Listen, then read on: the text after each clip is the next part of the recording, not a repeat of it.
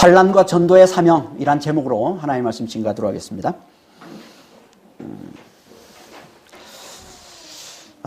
밀라도에서의 고별 설교를 마치고 바울은 이제 에베소 장로들과 작별하고 지중해를 건너서 이제 두로와 가이사라로 넘어옵니다. 자, 1절 이제 한번 볼까요? 21장 1절 2절입니다.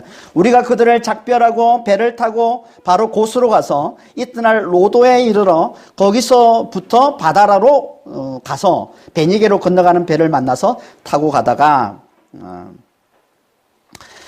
이거 보면 이제 작별하다라고 되어 있는데요. 이 작별하다 이 단어가 정확한 의미가 뭐냐면 이 끌어당겨서 떼내다는 뜻이에요. 끌어당겨서 떼내다. 그러니까 억지로 떼내다 이런 뜻입니다. 그러니까 이 말은 어떤 의미겠어요? 그러니까 그만큼 바울이 이 에베소 장로들과 헤어지기 힘들었음을 보여주는 말씀인 거죠. 그들과 오랜 동안 사랑과 우정을 쌓아왔기 때문에 그들이 헤어지기 힘든 상황에서 이제 지금 헤어지는 상황임을 나타내 보여주고 있는 겁니다. 그래도 사명을 위해서 그들을 떠나야만 했다는 거죠. 그래서 그들을 떠나가는 겁니다. 여기서 우리라고 되어 있는데 우리는 당연히 이제 이 저자 누가가 포함되어 있는 바울 일행을 얘기하는 겁니다. 뭐 바울 일행은 아마 여기 바울 일행은 우리가 20장 4절에서 살펴봤던 그 고린도에서부터 바울과 함께 그 이제 그 각 교회에서 거두었던 그 헌금을 가지고 바울과 함께 이제 간 그 7명이 아마 지금까지 다 계속 같이 있었는지는 뭐 좀 이렇게 학자들마다 조금 이제 논란이 있긴 한데 하여튼 그 7명에다가 이제 누가 그리고 바울까지 포함해서 한 9명 그리고 또 다른 사람들도 추가됐으면 한 고남짓 되지 않았을까? 그 정도 인원이 지금 같이 움직이고 있는 겁니다, 지금. 그래서 이제 우리가 이제 여기 밀레도에서 이제 에베소 장로들과 작별하고 이제 배를 타고 이제 어디로 가냐면 남쪽으로 바로 내려가면 이제 고스섬이라고 있어요. 작은 섬인데 고스섬이 있습니다. 한 60km 정도 떨어져 있는데 밀레도에서 남쪽으로 이제 그 에게 남쪽으로 좀 내려가면 고스섬. 고소섬이 이제 그 의사의 아버지라고 히포크라테스의 고향이 이제 고소섬이에요. 여기 이제 의학 그 어떤 그런 병원 이런 것들이 잘 이제 처음 잘 세워져 거리시 당시에 잘 세워져 있었던 곳이죠. 이곳이. 이제 거기서 하룻밤 묵고 고소에서 하룻밤 묵고 그리고 이제 거기서 다시 또 배를 타고서 이제 동남쪽으로 한 130km 떨어지는 꽤 먼 거리입니다. 근데 순풍이 불어가지고 아마 빨리 갔던 것 같아요. 먼 거리지만. 그래서 어디로 가냐면 그 남쪽에서 가장 큰 섬인, 그게 로도섬이라고 있습니다. 로도섬. 이 로도, 섬에 이제 가게 되는데요. 여기 이제 로도섬은 당시에 이제 무역 도시로 대단히 유명했던 그런 곳입니다. 예, 로도섬이. 근데 그곳에서 또 하룻밤을 이제 묵고 그 다음날 한 서쪽으로 한 85km 정도 떨어져 있는 그 소아시아의 남쪽 지방인 이 루기오라는 지방이 있습니다. 거기에 이제 서쪽 해안에 있는 항구 도시 바다라는 이제 파타라는 이 항구 도시가 있습니다. 거기에 가서 이제 큰 배로 이제 갈아타려고 이제 거기로 갑니다. 근데 마침 이제 그곳에 도착을 했더니 마침 베니게로 가는 이제 큰 무역선 상선이 이제 거기 있었던 거죠. 그래서 그 배를 타고 큰 상선을 타고 이제 지중해를 건너서 두로로 가게 되는 겁니다. 3절 한번 볼까요? 구브로를 바라보고 이를 왼편에 두고 수리아로 향하여 이제 두로에서 상륙하니 거기서 배의 짐을 분려함이라. 이 파타라에서 두로까지 가는 이 길이 한 650km 정도 된다고 그래요. 기중에서. 그러니까 정말 빨리 가면 한 5일 정도 걸리는 거리인데요.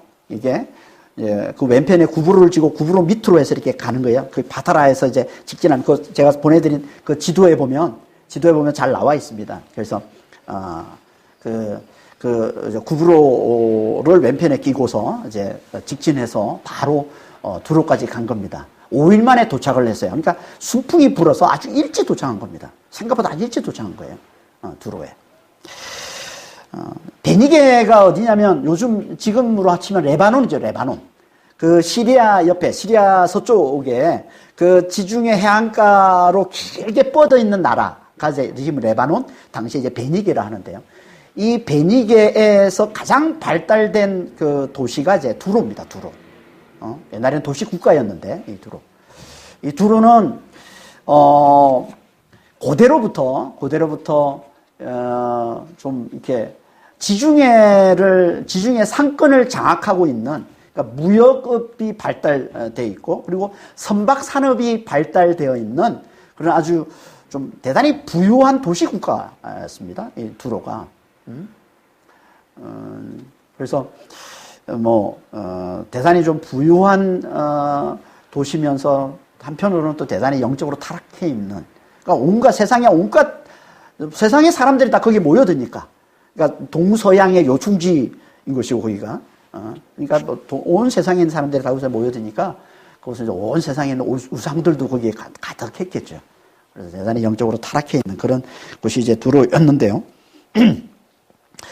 그곳에 바울이 내립니다. 근데 그 이유를 뭐라고 얘기하냐면 배에 짐을 풀려고 내렸다 이렇게 돼 있는데, 이건 바울이 개인 짐을 풀려고 내린 게 아니라 이게 상선이잖아요. 상선에 있는 그 모든 짐을 그 두로에 내리는 겁니다. 왜냐하면 거기가 이제 어떻게 보면 이 상선의 목적지처럼 되어 있기 때문에 거기서 배에 짐을 내리는 거예요. 그리고 그곳에 있는 짐을 다시 상선에 싣습니다. 무역선이기 때문에. 그래서 상선에 있는 짐을 다 내리고 다시 새로운 짐을 싣고 하는 시간이 오래 걸리겠죠. 그래서 일주일 정도 걸립니다. 그렇게 짐을 부리고 다시 짐을 싣고 하는 시간이. 그래서 어쩔 수 없이 일주일을 거기 머물게 된 거예요, 바울이. 그래서 1회 동안 거기 머물면서 그곳에 있는 제 아들을 만났다라고 얘기하는 겁니다. 그게 이제 4절 말씀인 거죠. 제 아들을 찾아 거기서 1회를 머물더니 그 제 아들이 성령의 감동으로 바울더러 예루살렘에 들어가지 말라 하더라. 지금 이제 배를 잘 만나서 지금 5일 만에 순풍이 이렇게 도와줘서 이제 5일 만에 두로에 도착했기 때문에 아직 오순절까지는 20일이 남아 있습니다. 20일이 남아 있습니다. 이제 그 중에 한 일주일 정도 두로에 머물러도 괜찮은 상황이죠. 그래서 바울 일행은 이제 두로에 머물기로 하고 제일 먼저 뭘 합니까? 그곳에 있는 이제 제자들을 찾아 나선 거예요. 이 찾다라는 단어가 수색하다, 찾아다니다 이런 뜻이에요. 그러니까 그곳에 제자들을 찾아다닌 거예요. 이 말은 곧 그곳에 그렇게 예수님의 제자들이 그렇게 많지 않았다는 의미도 되겠죠. 이 두로는 유대인들이 꽤 많이 살고 있습니다. 대단히 발달된 큰 도시이기 때문에 유대인들이 많이 살고 있었고, 그리고 스데반의 이 순교 후에 이제 그리스도인들에 대한 박해가 일어나잖아요. 그리고 예루살렘에.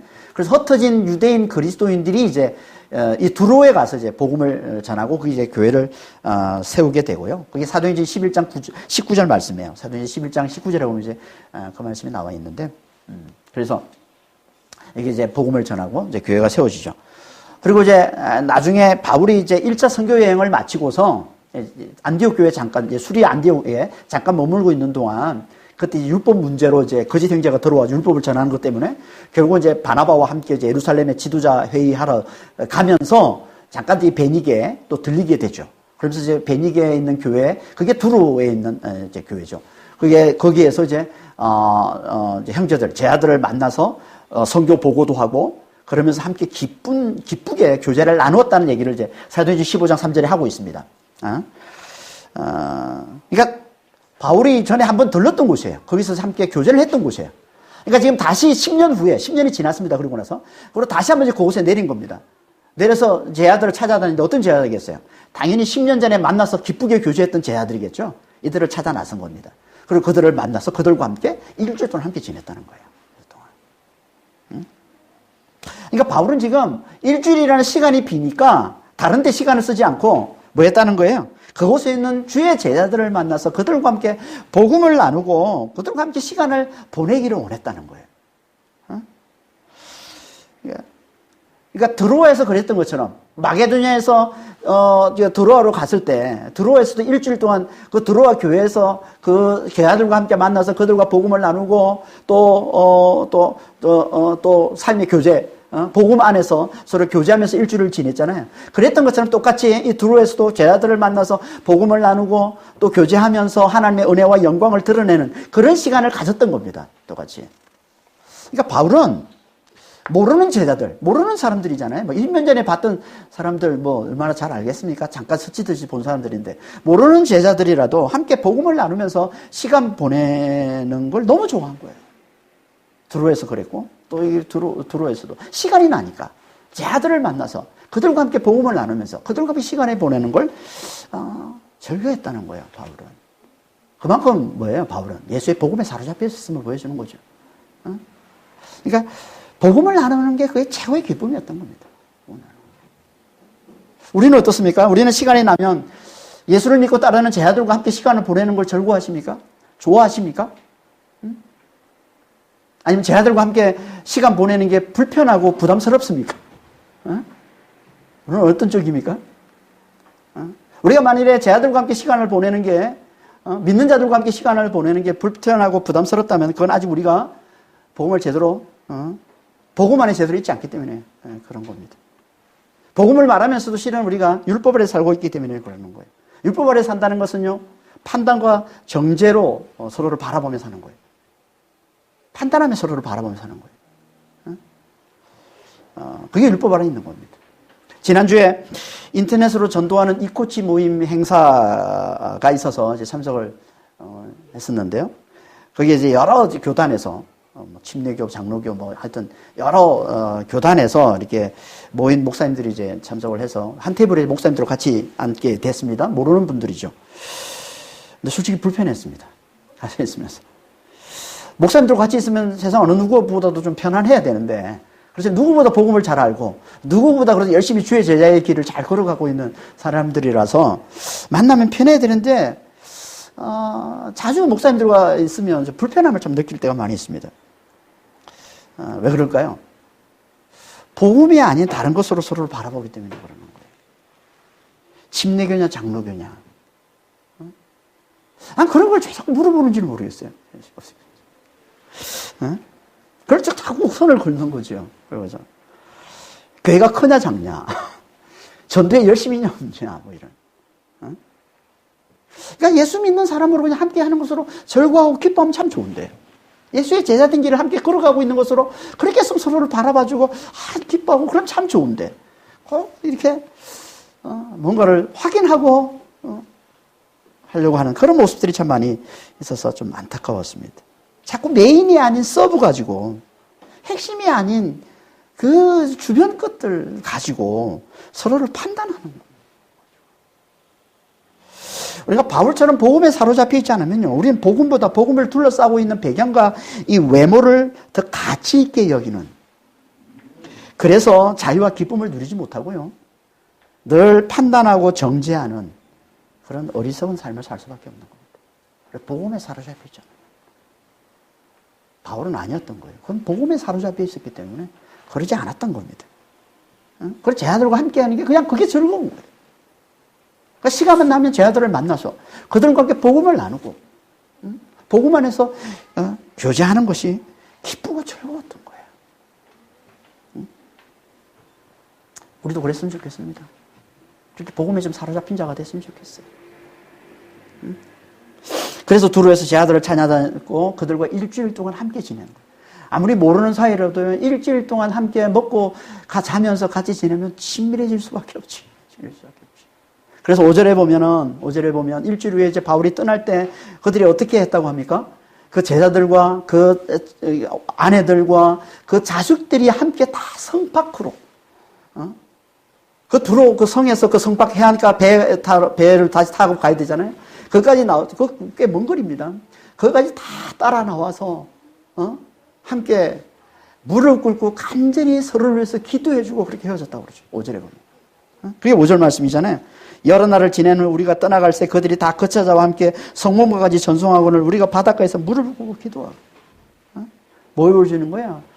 바울의 일행들과 이 두로에 있는 이 제자들이 얼마나 친밀해졌는지를 잘 보여주고 있는 말씀이죠. 그렇게 친밀하게 지내면서 그들은 어떻게 했겠습니까? 얼마나 많은 복음에 대한 가르침이 있었을 것이고 또 얼마나 많은 믿음의 교제가 있었을 겁니까? 그들 사이에. 그런데요, 오늘 본문에 보면 다른 건 하나도 언급하지는 않고 한 가지만 말씀하고 있습니다. 그게 뭡니까? 4절 후반절에 보면 그 한 가지. 그 제자들이 성령의 감동으로 바울더러 예루살렘에 들어가지 말라 하더라. 이것만 언급하고 있어요. 일주일 동안 그곳에 머물면서 친밀하게 그 제자들과 함께 여러 가지를 행하면서 지냈을 텐데, 이것만 언급하고 있어요. 당연히 이게 가장 중요하기 때문에 그런 거지. 이게 가장 중요한. 거기서 있었던 일 중에, 드로아에서 있었던 일 중에 가장 중요한 일이 이거라는 거예요. 그들이 성령의 감동으로 바울을 말리더라는 거예요. 바울이 예루살렘으로 들어가지 말라고 말리더라는 거예요. 성령의 감동으로. 성령의 감동으로 말렸다. 무슨 말일까 이게? 실제로 성령께서 제 아들에게 바울이 예루살렘에 올라가지 못하도록 말리라고 말씀하셨다는 건가 이게? 말을 그렇다면 이거는 앞에서 우리가 살펴봤던 사도행전 20장 22절 말씀하고 충돌이 됩니다. 22절 사도행전 20장 22절에 보면 뭐라고 말씀하고 있냐면 사도 바울이 내가 성령에 이끌려서 예루살렘에 올라간다고 말씀하고 있거든요. 22절에서는 성령께서 바울에게 예루살렘 올라가라고 말씀하시고 또 21절에서는 둘의 제자들에게는 바울들어 예루살렘에 올라가지 말라고 말리라고 말씀하셨다는 게 되는 거기 때문에 이게 말이 안 되는 거죠. 그럼 대체 성령께서 이 두로의 제자들에게 하신 말씀은 뭘까요? 사도행전 20장 22절에서 바울에게 성령께서 하셨던 말씀과 똑같은 말씀을 주셨던 거예요. 그 말씀이 뭐예요? 바울이 예루살렘에 올라가면 결박과 환란이 기다리고 있다는 말씀이에요. 똑같은 말씀을 두로의 제자들에게 준 겁니다. 성령께서. 사도행전 20장 20절 22절 한번 볼까요? 22절 23절입니다. 보라 이제 나는 성령에 매여 예루살렘으로 가는데 거기서 무슨 일을 당하는지 알지 못하노라. 오직 성령이 각 성에서 내게 정언하여 결박과 환란이 나를 기다린다 하시나. 우리 한글 번역에는 22절하고 23절이 이렇게 좀 문장이 끊어진 것처럼 보이지만 실제로 원어에 보면 21절, 23절이 문장이 이어졌어요. 오히려 24절하고 끊어져 있습니다. 그러니까 이제 원래 22절, 23절이 같이 연결되어 있는 문장으로 봐야 되는 거예요. 그러니까 정확히 번역하면 원어대로 정확히 번역하면 이런 거예요. 보라, 나는 이제 성령에 매여 예루살렘으로 가는데 성령이 각성해서 내게 정언하시기를 결박과 환란이 나를 기다린다고 하시는 것 외에는 나는 아무것도 모른다. 아무것도 알지 못한다. 성령이 계속 내게 결박과 환란이 기다리고 있다고 말씀하고 각성해서 계속. 그런데도 성령께서 나를 끌고 예루살렘에 올라가게 하시는 거야. 그 말씀하고 있는 거예요, 지금. 계속 성령께서 예루살렘에 올라가면 결박과 환란이 기다리고 있어. 라고 말씀하시면서, 좀 성령께서 바울을 이끌고 예루살렘으로 가고 있다. 그러니까 바울은 그런 거예요. 그러니까 성령 음성을 계속 들으면서, 결박 환란이 너를 기다리고 있다는 음성을 들으면서도, 알면서도, 예루살렘에 올라간다는 거예요. 그걸 뭐로? 성령이 이끌려서 올라간다는 거예요, 예루살렘에. 그게 뭐 때문이라고 그랬습니까? 그게 사명 때문에. 24절에 나오는 사명. 그 사명이 뭐예요? 복음 전도의 사명이죠. 그러니까 성령은 환란과 결박이 기다리고 있다고 말씀하시지만 그보다 더 강렬한 사명의 열정을 또 바울에게 하나님이 주셔서 복음을 전하고자 하는 강렬한 열정을 하나님이 주셔서 예루살렘에 올라가게 만드시더라는 거예요, 성령께서. 그걸 24절에서 말씀하고 있는 거예요, 24절. 내가 달려갈 것과 주 예수께 받은 사명, 곧 하나님의 은혜의 복음을 증언하는 일을 마치려 하면은 나의 생명조차 조금 더 귀한 것으로 여기지 아니하노라.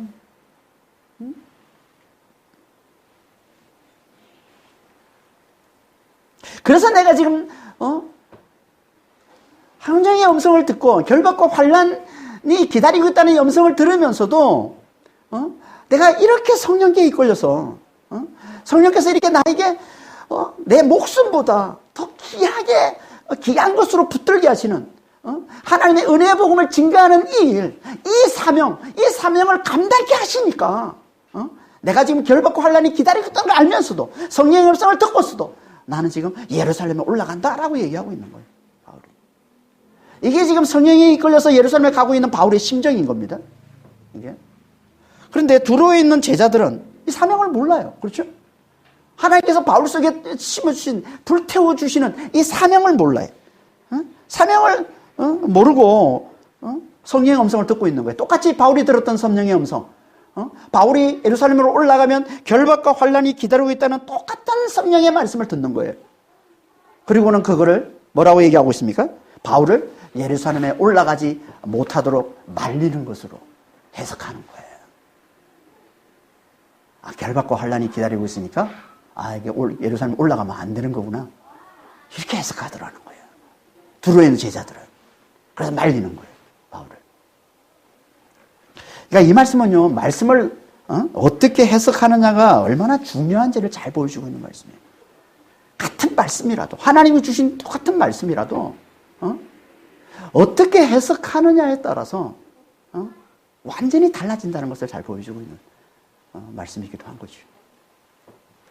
우리는요, 똑같은 말씀을 받아도, 똑같은 말씀을 보고도 전혀 다른 해석을 할 수 있습니다. 여러분 왜 그런지 아세요? 우리는 다 자기가 가지고 있는 신학을 가지고 성경을 보기 때문에 그렇습니다. 말씀을 보기 때문에 그렇습니다.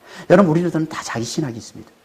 신학이라는 게 뭐 거창하게 무슨 신학교 다녀서 배우는 게 신학 그 얘기가 아니라 신학이라는 그냥 단순하게 하나님에 대한 지식을 얘기하는 거예요. 하나님과 인간에 대한 관점을 얘기하는 거예요. 우리는 다 있어요. 여러분 나름대로 아니면 신학교 안 다니는 여러분들도 다 가지고 있습니다. 하나님은 어떤 분이시다? 여러분의 관점이 있어요. 여러분의 지식이 있어요. 그걸 가지고 성경을 보고 있는데 우리는 다 그러니까 자기 신학이 다 있는 거예요. 그 신학 가지고 성경을 바라보기 때문에 해석이 다 다른 거예요. 해석이. 그래서 똑같은 성경을 보면서 이단들이 나오고 하는 거예요. 똑같은 성경을 보고 좀 말도 안 되는 해석을 하는 사람들이 있는 거예요. 그래서 이 해석이 얼마나 중요한지를 잘 보여주고 있는 거죠. 하나님을 어떻게 보느냐, 하나님을 어떤 분으로 알고 있느냐. 우리가 하나님은 은혜로 예수 안에서 우리를 이 부활과 영생의 구원을 주신 은혜가 풍성하신 창조주 하나님으로 알고 그분을 굳게 믿는 이 복음적인 이 신학을 가지고 있느냐, 아니면 하나님의 은혜보다 내 행위를, 부활과 영생보다 이 세상에서 이 삶을 더 중요시하는 이 율법적인 신학을 가지고 있느냐. 이거에 따라서 해석이 완전히 달라진다는 겁니다. 그러니까 말씀을 자주 보고 듣는 것도 중요합니다. 우리가 드라마 바이블 지금 계속 지금 강조하면서 얘기를 하고 있잖아요. 열심히 말씀을 봐야 돼요. 말씀을 봐야 돼요. 말씀을 안 보는 사람은 말씀을 보는 것부터 해야 되는 거예요. 말씀을 듣는 것부터 해야 되는 거예요. 하지만 말씀을 보고 말씀을 듣는 자들은 말씀을 보는 것보다, 말씀을 듣는 것보다 더 중요한 게 있는데, 그게 뭐냐면 잘 해석하는 거라는 거예요.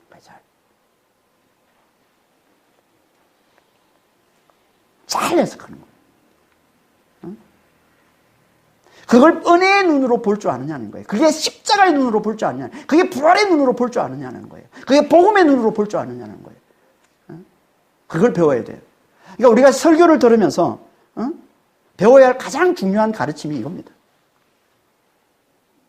그냥 우리가 말씀을 보고 하는 건, 우리가 혼자서 성경을 읽으면서 말씀을 볼 수 있잖아요. 들을 수 있잖아요. 알 수 있잖아요. 근데 우리가 하나님께서 말씀 맡은 자를 교회에 세우셔서 말씀 맡은 자를 통해서 하나님의 말씀을 해석하게 합니까? 이 해석이 너무 중요하기 때문에 그러는 거예요. 이 말씀을. 이 말씀을 복음으로 해석해주는, 복음으로 해석해주는 이 설교의 말씀이 너무 중요한 거예요. 그러니까 우리는 설교를 그거 배우는 거예요. 말씀을 어떻게 해석하는지를. 복음으로 해석하는 법을 배우는 거예요. 은혜로 해석하는 법을 배우는 거예요. 십자가로 해석하는 법을 배우는 거예요. 부활로 해석하는 법을 배우는 거예요. 모든 말씀을 다. 그러니까 말씀을 제대로 들은 자, 말씀을 제대로 배운 자는요, 이 말씀을, 성경에 나오는 이 말씀을 제대로 복음으로 제대로 해석해낼 줄 아는 자가 되는 거예요. 그 말씀을 제대로 배우는 게 너무너무 중요한 거예요. 왜 이단들이 나옵니까? 복음으로 말씀하는 이 해석을 제대로 배우지 못해서 그런 거예요. 교회를 열심히 있다면서 그 교회가 말씀을 제대로 해석해주는 교회가 아니라 엉터리로 말씀을 해석해주는, 율법으로 말씀을 해석해주는 그런 교회에 오랫동안 다니면서 거기에 길들여져서 그래서 그냥 이단이 나오는 거예요.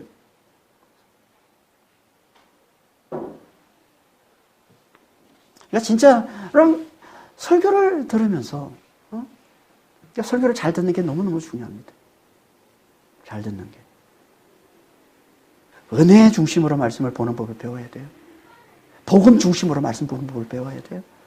십자가를 중심으로 말씀 보는 법을 배워야 돼요. 부활을 중심으로 말씀을 보는 법을 배워야 돼요. 이 모든 말씀 중에서. 그래야 우리가 하나님의 의도와 전혀 맞지 않는 엉뚱한 해석을 하지 않습니다. 그러니까 두로의 제자들은요, 성령의 감동으로 바울이 예루살렘으로 올라가면 결박과 환란이 기다리고 있다는 말씀을 듣고는 그걸 인간적으로 해석한 거예요. 인간적으로. 아, 이건 성령께서 그를 예루살렘으로 올라가지 못하도록 말리시라는 거구나. 말리시라는 거. 그러니까 그들은 환난은 절대 하나님의 인도하심이 아닐 거라고 본 거죠. 환난은 절대 성령의 인도하심이 아닐 거라고 본 거예요. 우리도 그렇지 않습니까? 환난이 기다리고 있다고 하는데 너 거기 가면 죽을지도 모른다고 하는데 그걸 하나님이 인도하심으로 보는 자가 있겠습니까, 여러분 중에? 하나님 뜻 좀 물어봐도 하나님의 뜻을 물어봤더니 아니 거기 가면 너 죽어. 너 거기 가면 환난이 기다리고 있어. 그러면 아 하나님의 뜻이 자동으로 여러분 다 그렇게 얘기하지 않겠어요? 아유 하나님 가지 말라는 거네.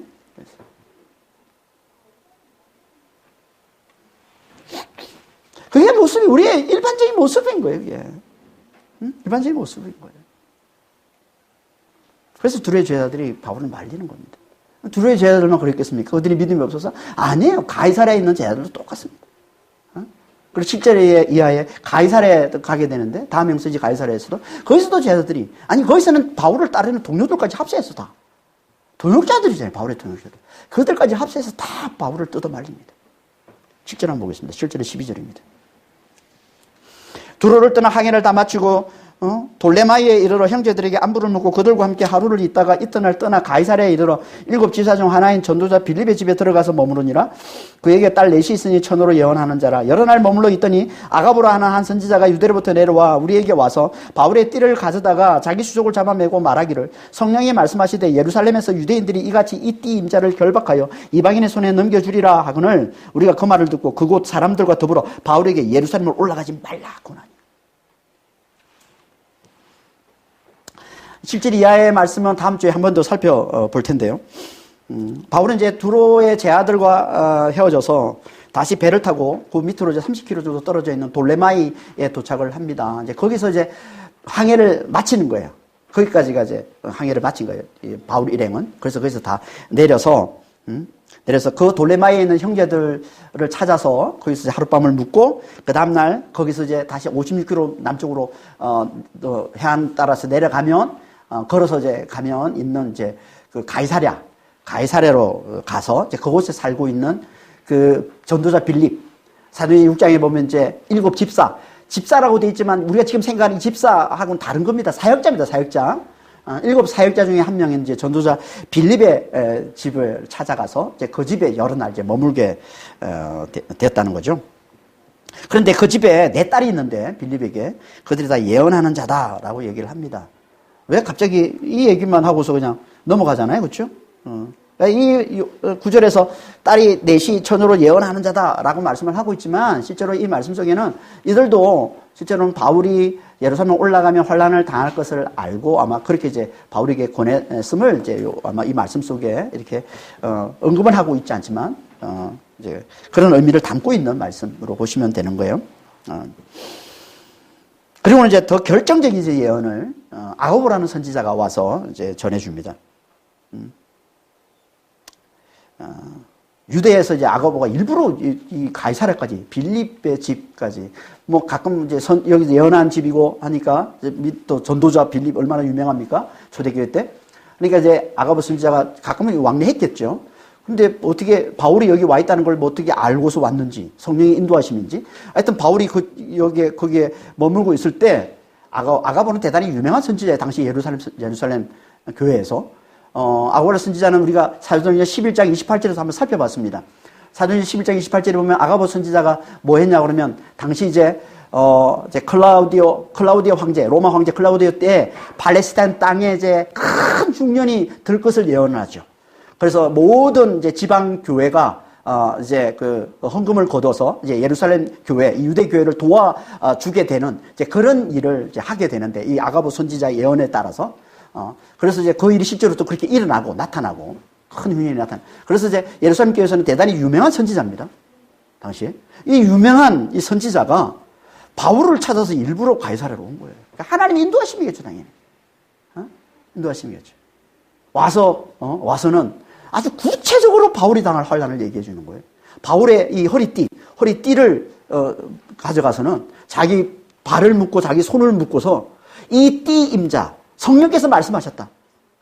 이 띠 임자를 유대인들이 유대인들이 붙잡아서 이방인 손에 넘겨줄 것이다.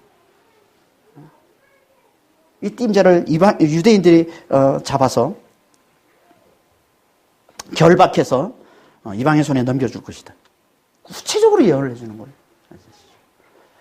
그러니까 다 지금 예언이 다 성령이 주시는 말씀이 다 똑같아요. 바울에게 각성에서 바울이 기도할 때마다 성령이 주시는 음성이 똑같은 말씀이잖아요. 결박 환란이 나를 기다리고 있다. 그러니까 두로의 제자들에게도 성령께서 똑같은 말씀을 주셨을 것이고, 또 이 가이사랴에 있는 빌립의 딸, 예언하는 이 딸들에게도 아마 똑같은 말씀을 주셨을 것이고, 예언하는 자들이니까. 그리고 또 더 결정적인 건 이 유명한 예루살렘 교회에서 가장 유명한 선지자 아가보까지 와가지고 똑같은 또 예언의 말씀을 주고 있는 겁니다. 그것도 아주 구체적으로.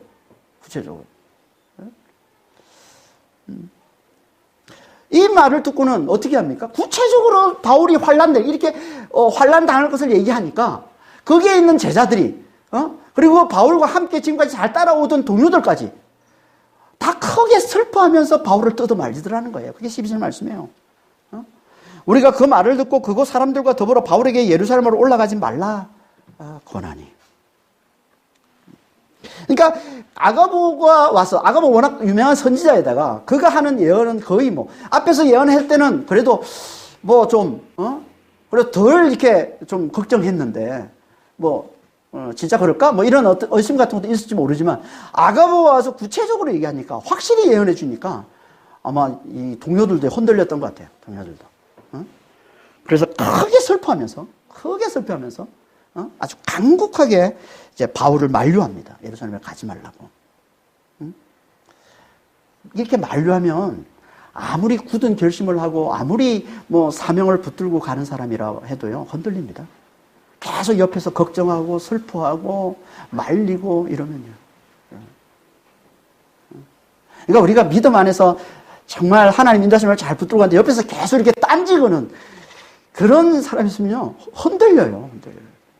저도 참 그런 경험 많이 합니다. 정말 주님의 인도하심을 믿고 이거를 잘 걸어가고 있는데 옆에서 계속 딴지를 걸어놔. 그게 하나님이 별로 기뻐하지 않는 가는 것 같은데, 이러면서 계속, 왜 고생하면서 계속 고생을 사서 해? 이런 얘기 계속 하고 그러면요, 아무리 결심을 굳고 하고 있어도 흔들립니다. 바울도 마찬가지예요. 그래서 바울이 13절 앞에 이렇게 얘기하는 거예요. 앞부분에. 바울이 대답하되 여러분이 어찌하여 울어 내 마음을 상하느냐. 이 울다란 말 흐느끼 우는 거예요. 이 울다라는 이 단어가 그냥 눈물 흘리는 정도가 아니라 흐느끼 우는 걸 얘기하는 거예요. 통곡하는 걸 얘기하는 거예요. 지금 이 아가보 선지자의 얘기를 듣고서 거기 있는 사람들이 다 마치 슬픔의 영이 임한 것처럼, 통곡의 영이 임한 것처럼 거기에 다 그냥 크게 슬퍼하면서 바울을 간곡히 말리는 거예요. 제발 가지 말라고. 제발 예루살렘 올라가지 말라고. 큰 환란이 기다리고 있는데 죽을지도 모르는데 제발 그 환란이 가지 말라고. 그렇게 말리고 있는 거예요. 그러니까 바울이 얘기를 듣고서 마음이 너무 지금 아픈 거예요. 어찌 울어서 내 마음을 상하게 하느냐. 내 마음을 이렇게 아프게 하느냐. 이 상하다는 이 단어가 두들겨서 깨트리다 부수다는 뜻이거든요. 이 단어가. 그렇게 내 마음을 이렇게 아프게 하는 거죠. 그러니까 바울의 마음이 흔들리고 있는 것을 나타내는 표현이에요. 이렇게 하니까 옆에서. 이 얘기를 하고는 그리고는 바울이 어떻게 합니까? 다시 한번 성령이 주신 이 사명을 부여잡는 거죠. 그게 13절 후반절의 말씀입니다. 다시 한번 성령이 주신 사명을 단호하게 고백하고 하나님 앞에 다시 한번 그걸 선포하죠. 13절 후반절. 나는 주 예수의 이름을 위하여 결박당할 뿐 아니라 예루살렘에서 죽을 것도 각오하였노라. 이렇게 마음이 흔들릴 때는 이렇게 말로 선언하는 게 중요합니다. 믿음의 말을 선언할 때 우리가 다시 한번 하나님께서 내게 주신 이 사명을 잘 부여잡고 갈 수 있지. 흔들 때 그냥 가만히 있으면요, 계속 흔들림으로 가르기가 쉬워요.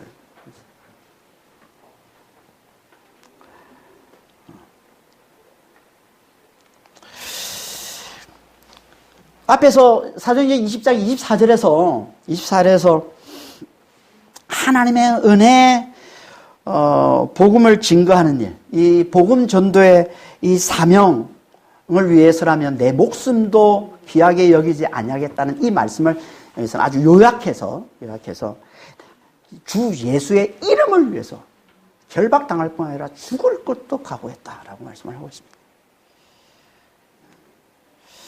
복음 전도의 사명을 여기서는 예수의 이름을 위해서라고 얘기하고 있습니다. 그러니까 복음 전도가 뭐라는 거예요, 결국? 예수의 이름을 위한 거라는 거예요. 이름은요, 영광을 위해 주어진 게 이름이에요. 정확히 말하면 이름은 구별과 영광을 위해 주어진 이름입니다. 구별. 그러니까 나 혼자 있으면 이름 필요 없어요. 그러니까 다른 사람들과 구별하기 필요한 게 이름이죠. 그리고 영광을 위해서 주어진 게 이름입니다. 모든 이름은 다 영광을 위해서 주어진 거예요. 그래서 하나님께서 이렇게 말씀하고 있는 거예요. 이사야서 42장 8절에 보면 나는 여호와니 이는 내 이름이라 나는 내 영광을 다른 자에게 내 찬송을 우상하게 주지 아니하라. 이름을 영광과 같은 의미로 쓰고 있는 거예요. 그러니까 복음 전도가 뭐라는 거예요? 예수의 영광을 위한 거라는 거예요. 복음 전도가 예수의 영광. 그러니까 예수님을 가장 위하는 게 뭐라는 겁니까? 복음을 전하는 거예요. 십자와 부활의 이 복음을 전하는 거예요. 은혜의 복음을 전하는 거예요. 그분이 우리를 위해서 죽으시고 부활하심으로 우리에게 구원이 주어졌음을 잘 전하는 거예요. 그래서 모두가 다 그 복음을 듣고 믿음으로 그분의 이름을 높이도록 하는 거예요. 그분의 이름 앞에 무릎을 꿇게 하는 거예요. 이게 예수님을 가장 영광스럽게 하는 겁니다. 예수님을 가장 위하는 거예요.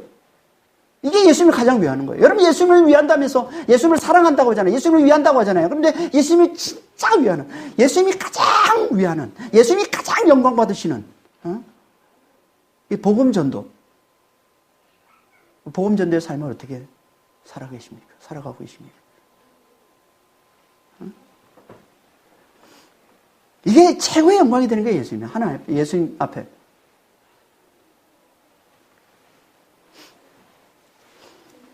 바울은 예수님께 최고의 영광이 되는 이 복음 전도를 위해서라면 자기는 결박당하는 것뿐 아니라 죽는 것도 각오했다. 죽는 것도 준비되어 있다. 이런 말이에요. 죽는 것도 준비되어 있다. 이게 사명의 힘이죠. 이게 사명의 힘.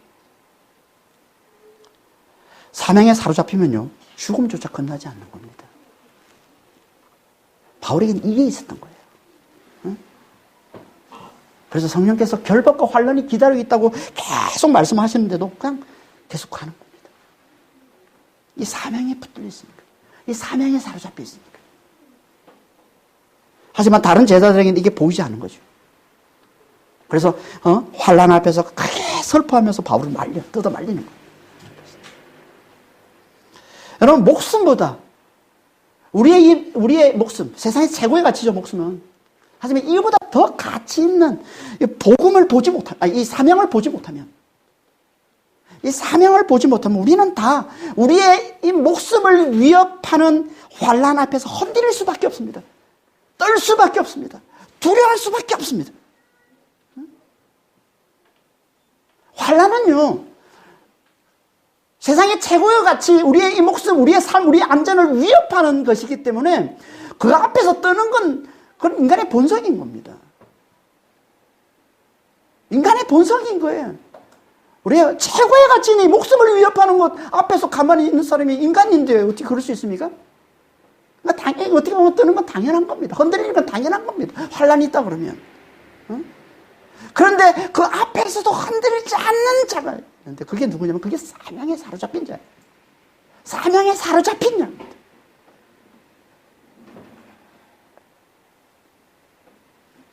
그러니까 우리도 환란에 흔들리지 않으려면 어떻게 해야 되는 거예요? 사명에 사로잡힌 자가 돼야죠.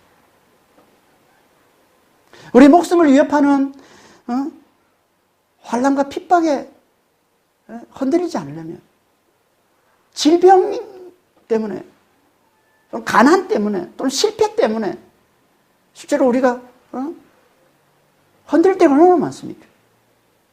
이게 다 환난인 거예요. 이게 다. 우리의 목숨을 위협하는, 우리의 삶을 위협하는, 우리 안전을, 우리 세상에서의 삶을 위협하는 다 환난인 거죠. 그 앞에 우리가 뜰 때가 얼마나 많습니까? 이 앞에 우리가 흔들리지 않으려면, 그 앞에 좀 당당하려면 우리가 어떻게 해야 된다고요? 사명에 사로잡힌 자가 돼요. 바울처럼. 진짜 사명에 사로잡힌 자가 돼야 되는 거예요. 여러분, 가짜 사명도 있습니다.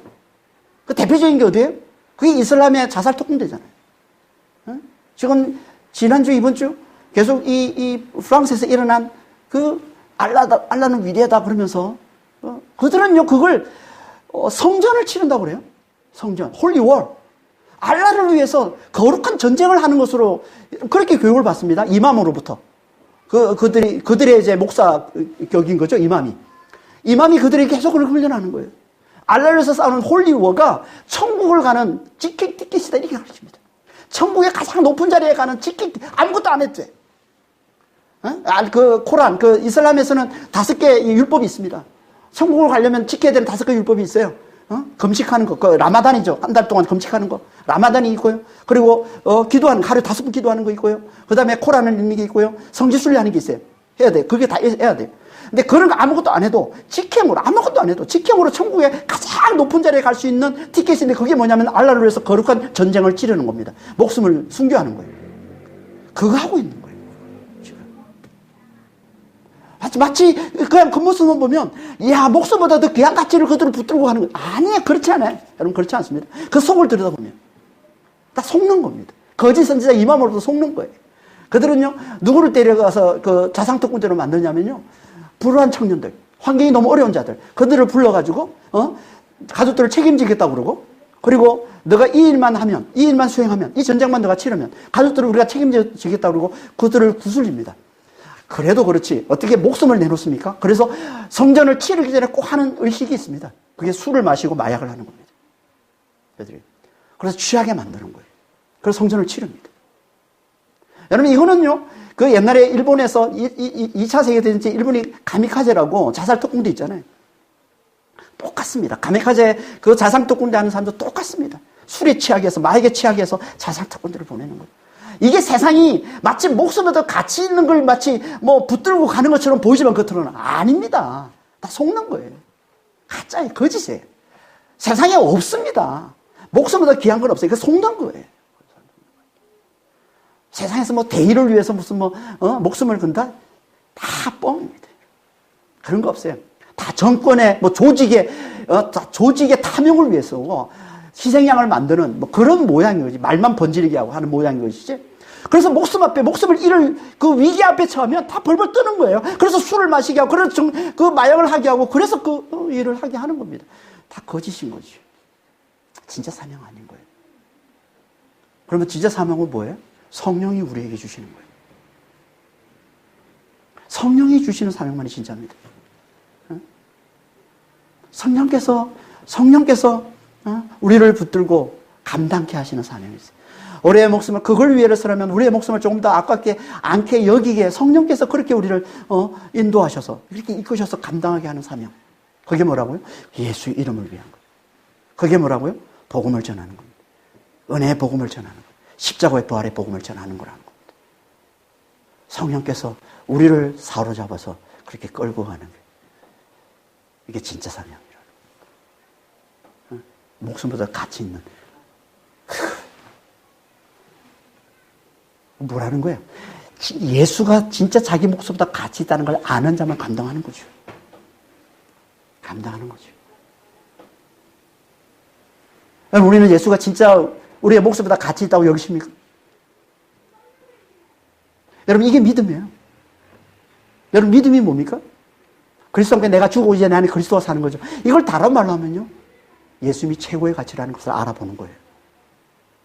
바울의 고백으로 하면 빌립보 3장 8절 말씀으로 하면 예수 그리스도를 아는 지식이 가장 고상하기 때문에 그게 최고의 가치라고 그랬죠. 그리스도를 아는 지식이 가장 고상한 거예요. 최고의 가치. 내 목숨보다 더 귀한 거예요. 이게 최고의 가치예요. 이게 믿음인 겁니다. 내가 그리스도와 함께 죽었고 이제 내 안에 그리스도가 산다는 이 고백, 이 믿음의 이 고백, 이걸 다른 말로 하면 예수 그리스도를 최고의 가치를 안다는 고백하는 거예요. 여러분 이 믿음이 있습니까? 여러분 이걸 우리가 제대로 깨달아야 제대로 하나님을 믿는 거예요. 내 안에 그리스도가 사신다는 것, 내 안에 그리스도 안에서 내가 부활하고 영생을 사는 자라는 걸 내가 제대로 알고 있는 자는 이걸 최고의 가치로 여기는 겁니다. 이걸 믿음이라고 하는 거예요. 여러분 이 믿음을 가지자 성령께서 어떻게 하시냐? 삶 가운데 그걸 드러내게 하시는 거예요. 여러분 이게 사명입니다.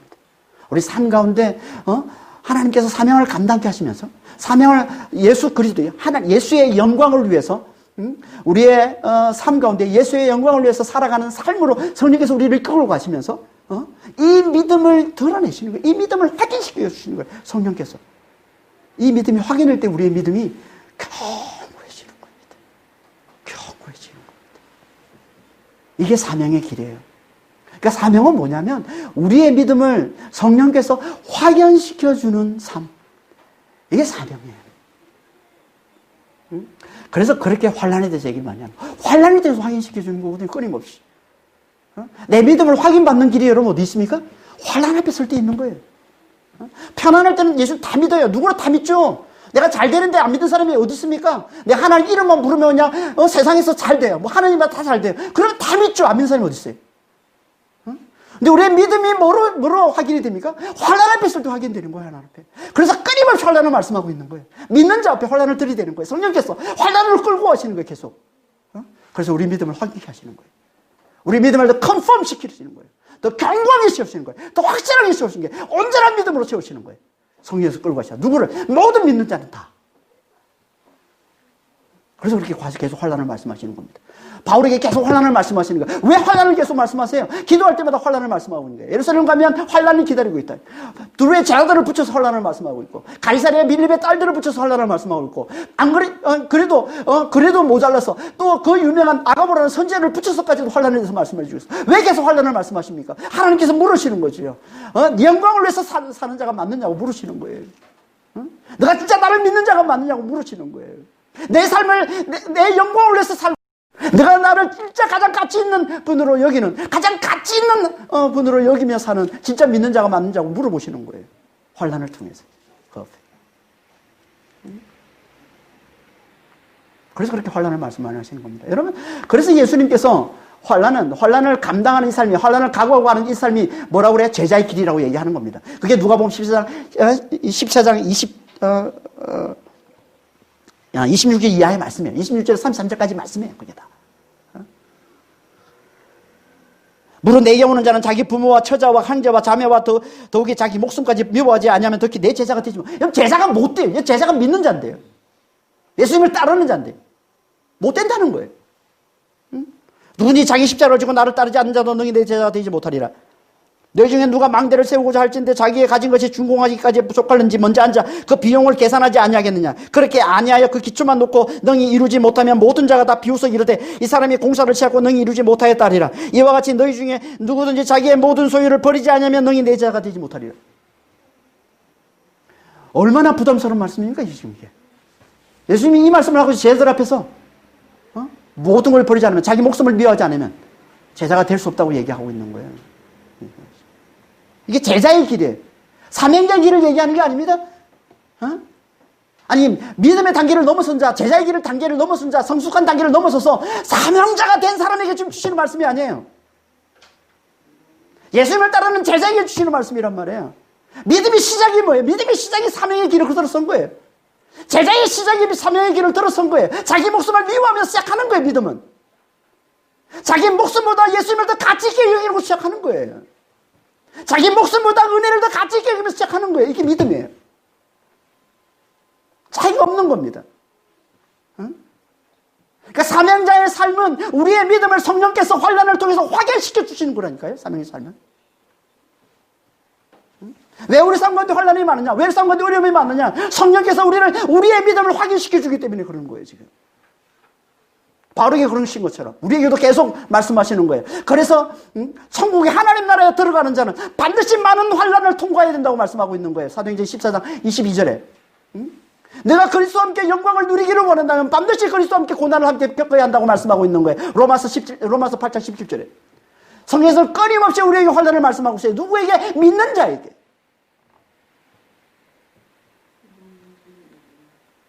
그걸 통해서 우리 믿음을 하나님께서 계속 확인시키시는 겁니다. 성령께서 끌고 가시는 거예요. 그러니까 이걸 내가 해야 된다. 아니, 어떻게 예수를 믿으면 이걸 다 포기해야 되는 거야? 내 모든 소유를 다 버려야 되고 내 목숨까지 미워해야 되고 가족들 처자들 다 미워하고 이건 누가 감당합니까, 여러분? 감당 안 되는 거예요. 여러분 그렇게 이렇게 말씀을 그렇게 받으면 안 돼요. 성령께서 우리를 이렇게 끌고 가시는 거예요.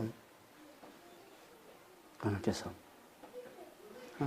다른 말로 하면 예수님을 가장 가치 있는 분으로 여기고 알아보고 그 삶을 살도록 성령께서 끌고 가신다는 얘기예요. 여러분은 진짜 예수님을 가장 가치 있는 분으로 여기면 이 삶을 하게 안 하세요. 성령께서. 이런 삶을. 실제로 내 가족과 내 자식과 예수님 사이에 하면서 예수님을 이런 선택하게 하지 않습니다. 진짜 우리가 제대로 예수님을 믿으면, 예수님을 제대로 알아보면, 복음을 제대로 알아보면, 구원의 복음, 은혜를 우리가 제대로 알아보면, 이 고백을 하나님 앞에 제대로 내놓으면, 우리 힘으로 이 삶을 살도록 끌고 가시는 분이 아니에요. 성령께서 이걸 확인시켜 주시는 거예요. 믿음은 여기서 시작하는 거예요. 우리의 삶은 믿음을 확인하는 삶이에요. 그게 사명의 삶이란 말이에요. 믿음을 확인하는 삶. 그럼 우리가 그 삶을 어떻게 잘 살까요? 어떻게 우리가 사명의 삶을 잘 살까요? 어떻게 우리가 사명의 길을 잘 살까요? 바울처럼 환난 앞에서 붙들고 떨지 않고 어떻게 이 사명의 삶을, 바울처럼 이 사명의 삶을 잘 살아갈 수 있을까요? 성령께 사로잡히는 겁니다. 늘 말씀과 기도로 성령에 사로잡혀 사는 삶을 사는 거예요. 그럼 성령께서 우리에게 능력을 주시는 겁니다. 어떤 혼란이라도 감당할 수 있는 능력을 주시니까 바울이 고백한 것처럼.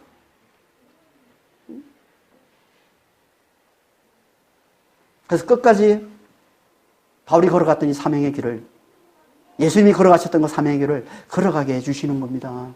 우리가 어떻게 예수님의 길을 갑니까? 우리가 앞에 찬양을 했지만 사명, 예수님이 홀로 가신 그 길 우리도 따라가고 우리의 힘으로 따라가는 겁니까? 아니에요. 우리 안에 성령께서 우리를 그렇게 끌고 가시는 겁니다. 끌고 가십니다. 지금도 우리를 끌고 가고 계시는 거예요. 그래서 우리 삶에 그렇게 환난이 많은 겁니다. 그 환난을 견뎌내면서 주님 앞에 다시 한번 십자가를 붙들고 나는 그리스도와 함께 죽은 자를 고백하고 내 안에 그리스도가 계심을 고백하고 그 그리스도를 붙들면 성령께서 내게 능력을 주시는 겁니다. 담대함을 주시는 겁니다. 부활의 그 능력과 그 영광과 기쁨을 누리게 해주시는 겁니다. 그 힘으로 가는 거예요. 그 힘으로 가는 거예요. 그러니까 정말 말씀과 기도로 성령에 사로잡힌 이것이 너무너무 중요한 겁니다. 바울이 알아봤던 예수를 아는 지식이 가장 고사다는 것을 우리가 늘 기억하고 늘 깨닫고 그걸 붙들고 살아가는 게 너무너무 중요합니다. 그러니까 말씀과 기도를 통해서 이게 말씀과 기도를 통해서 성령께 붙들려 살아가는 겁니다. 그러면요 성령께서 우리를 바울처럼 담대하게 그 길을 가게 하십니다. 담대하게. 안 될 것 같죠? 해보십시오. 됩니다. 우리 그 안에서 끊임없이 우리의 믿음을 시험당하면서 우리의 믿음을 확인당하면서 성령께서 우리 끌고 가십니다. 괜찮아요. 넘어져도 괜찮아요. 못하겠다고 소리쳐도 괜찮습니다. 손들어도 괜찮습니다. 괜찮습니다. 그러면 다른 방법을 통해서 성령께서 또 우리를 끌고 가십니다. 끌고 가십니다. 중요한 건 내가 얼마나 지금 성령을 의지하느냐. 중요한 건 내가 얼마나 지금 복음을 잘 붙들고 있느냐. 진리를 잘 붙들고 있느냐. 내 안에 계신 그리스도가 내 안에 계시다는 거, 그리스도 안에서 내가 부활을 사는 자를 얼마나 잘 깨닫고 있느냐. 이게 핵심인 겁니다. 이게 핵심입니다. 부활의 확신을 가지고 살아가는 이게 핵심입니다. 그걸 주시는 분이 성령이신 거예요. 그걸 주시는 분이. 그럼 여러분 반드시 성령과 동행하면서 성령께 이끌려서 성령께 인도받아서 어떤 환난이 와도 그걸 이겨내고 견뎌내면서 마침내 바울이 걸어갔던 이 사명의 길을 여러분도 완수해낸 믿음의 사람들이 될 수 있습니다. 그런 믿음의 사람들이 다 되시기 위해 예수님으로 축원합니다. 기도하겠습니다. 하나님 아버지, 목숨까지 내어주는 환난을 주님께서 이렇게 자주 말씀하시는 건 이게 믿음의 길이기 때문에, 이게 제자된 길이기 때문에 주님 그렇습니다. 믿음 안에는 내가 그리스도와 함께 죽었고 이제 내 안에 그리스도가 사신다는 고백부터 시작하는 게 믿음입니다. 이걸 알아보는 게 믿음입니다. 예수님이 우리의 가장 가치 있는 분이심을 고백하고 그걸 알아보고 시작하는 게 믿음입니다. 주님께서 환난을 통해서 우리 세상에서 우리가 겪는 이런 환난을 통해서 계속 그걸 확인시켜 주시니 감사합니다. 그래서 아버지 하나님, 우리가 그때마다 다시 한번 또 복음을 붙들고 다시 성령을 의지해서 아버지 하나님 정말 믿음의 길을 가게 해주시니, 그래서 마침내 사명을 감당하게 해주시니 주님 감사합니다. 저희 모두가 다 아버지요 정말 늘 말씀과 기도로 성령을 의지하며 사는 자가 다 되게 하셔서, 그래서 성령의 힘으로 성령의 능력으로 환난을 이겨내고 끝까지 바울처럼 사명을 잘 감당해내는 그런 믿음의 사람들이 다 될 수 있도록 지금 저희들을 축복해 주시고 인도하여 주시옵소서. 감사하며 우리 주 예수 그리스도로 기도합니다.